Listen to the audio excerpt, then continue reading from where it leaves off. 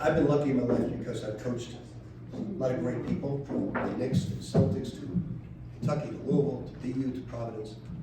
It is the most incredible privilege to coach this group because nothing was going right for us, and they just dug in, paid no attention to how they were playing. All they did was pay attention to winning the game. And it's really a great privilege to coach these two guys and the other 12 in the locker room. So I'm real excited. They're a very well coached team, and our full court press was just incredible tonight, so we needed it. Questions for the players?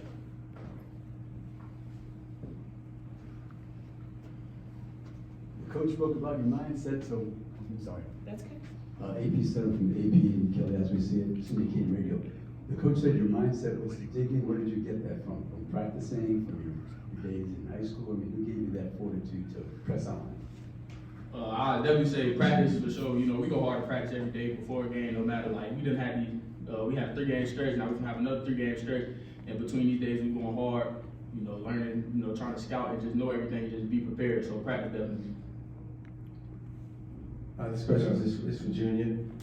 Awesome game. I think you played the whole game. I didn't see the stat sheet. And you were going against the big guy. He was out for 2 minutes. Okay.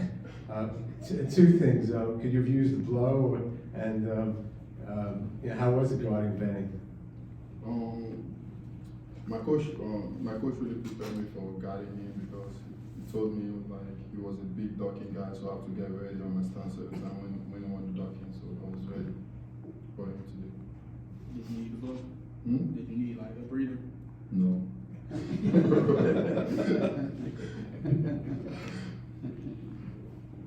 I guess for guys and coach, can you just talk a little bit about these non-conference games?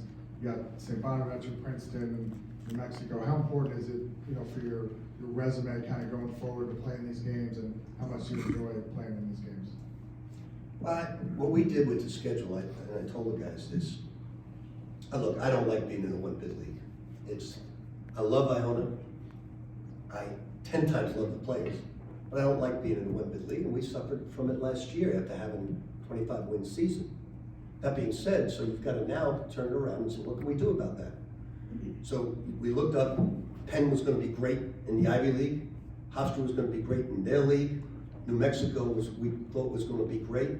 When we went out, we're going out to Rainbow Classic.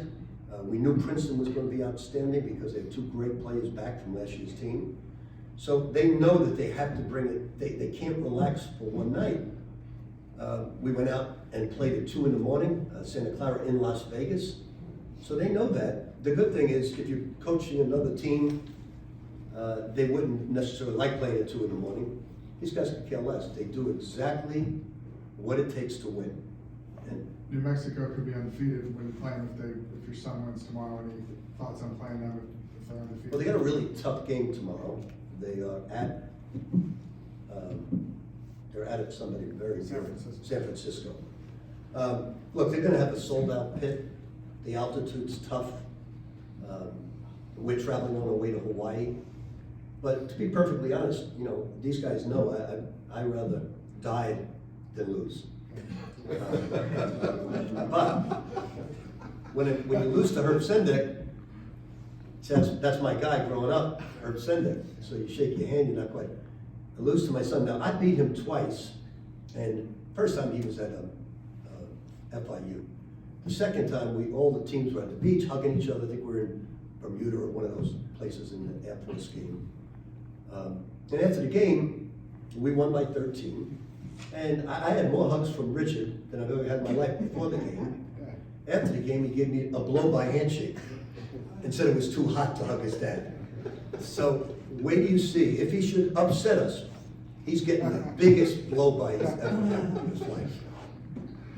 Questions for the players, so we can get them out of here. I'm all set with the players unless anybody else is there. Anyone else need a million? Do you guys have any thoughts just on these games coming up, Princeton and New Mexico, and just the challenge of kind of playing non-conference games? Nah, we got practice tomorrow. Give me a little something sexy. It's been our MO this year. Last year we had all these goals and undefeated in the conference, doing this, doing that, and then you don't achieve it and you get that down. This year, we just said, every practice, every game, as if it's our last one on earth. And they've bought into it. That's all they think about. They like to practice. They don't like to practice long, but they like to practice. And they give it to me every day. I've had some great teams, but this team is a treat, absolute treat. All right, guys, you guys can take off. Coach will stay here for a little bit. Coach Patino, thanks so much for taking the time. My name's Jack Milko, current graduate student at St. Bonaventure. I've got a couple questions for you, if you don't mind. First, you just alluded to getting yourself into a multi-bid league. Do you find Iona, within the next couple of years, trying to make its way to the Atlantic 10 like Loyola Chicago has been? Well, let's say this. There's no secret behind that. I think every MAC team right now is looking to, it's not only MAC, every team in the country, whether it's football. I mean, UCLA and USC, I can't believe that the golf team, the lacrosse team, this team, soccer, they're gonna go to Penn State, Rutgers, and travel like that? So we're not looking for that. We're very disappointed in the Big East that they didn't take us. Very disappointed. The Big East has been close to my heart, and I thought for sure they would take us. This year? Or This year, yeah, we've tried, and very disappointed in everybody. That's 100% a joke. But the Atlantic 10 last year, if they didn't get upset, they would have had one team in there. I think Iona, whether we stay in the MAC or not, we bring a lot to the table. Because it's not because of me. Every single coach from Jim Bob out on has won. Every one of them has won, and won big. So I think we'd be great for any league. We're not overly pursuing it, but we'd be great for any league. And so we'll see what happens. That's not my job. We have a tremendous AD who's been told if he doesn't get us in the Big East, he has to go elsewhere. And then, Coach, 7:30 to play. Your team's down 1, 54-53. You guys close on a 19-3 run. What'd you say to your team at the under 8 timeout? See, some things don't show up in a stat sheet. Like obviously our press was good. We were 10 for 14 on the break. But the key to the game that made the press go was Osborne Shima on the ball. He's 7 foot with a great wingspan, and they couldn't see the options, which led to their demise. When I have Bub in the game at 6'6", the press is not as good. So Osborne is a big key to the press. Then he flashes and hits a jump shot because they're fronting Nelly on the low side. So he's very cerebral, and he's a big key in the game. But if you look at the stat sheet, you're of course going to praise Nelly, but Osborne was big time today. Absolutely. And finally, this is kind of just a silly little question, but I've noticed you, as some of the players, are wearing shirts that say PhD. What is that? It's a thing I stole from this guy, Mario Gabelli, who's back.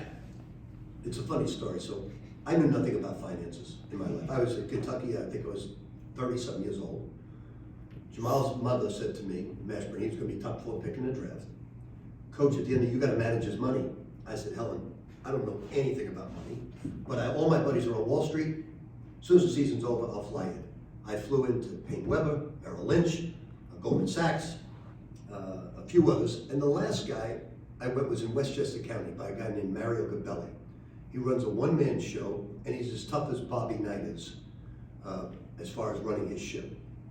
So I met with him in the back room. I tried to sound intelligent, like all those boardrooms I was sitting at. Here I was sitting in 2 chairs like this, and I said, Mario, where do you get your talent from? Wharton School at Penn, University of Chicago, Princeton, the Kelly School in Indiana. Where do you get all your talent from? He said, well, I don't look at any of that. I go for PhDs. I said, PhDs for Wall Street trading equities? He said, I look for poor, hungry, and driven people. I don't give a shit where they go to college. So I changed it to passionate because my players do not like poor. So we have shirts all over campus. We wear passionate, hungry, and driven about being an Iona student, about being an Iona basketball player, and I think you saw tonight the way they played. They are passionate, hungry, and driven. Love it. Thank you. Coach, St. Bonnie played really tough defense. Gave you guys a tough time, especially in the first half. And, you know, it was like 4 and change. They were right there. You've talked about fatigue a lot, how that really makes players not perform their best. Do you think at the end of the game, St. Bonnie was fatigued? He'd have to answer that question. That's our goal, to make sure that they have no legs at the end of the game. We're a well-conditioned team, but St. Bonnie's has a whole new squad. They're gonna get better and better and better and improve. They've got really good guard play. Their big guys are great ducking guys, so they're gonna get a lot better.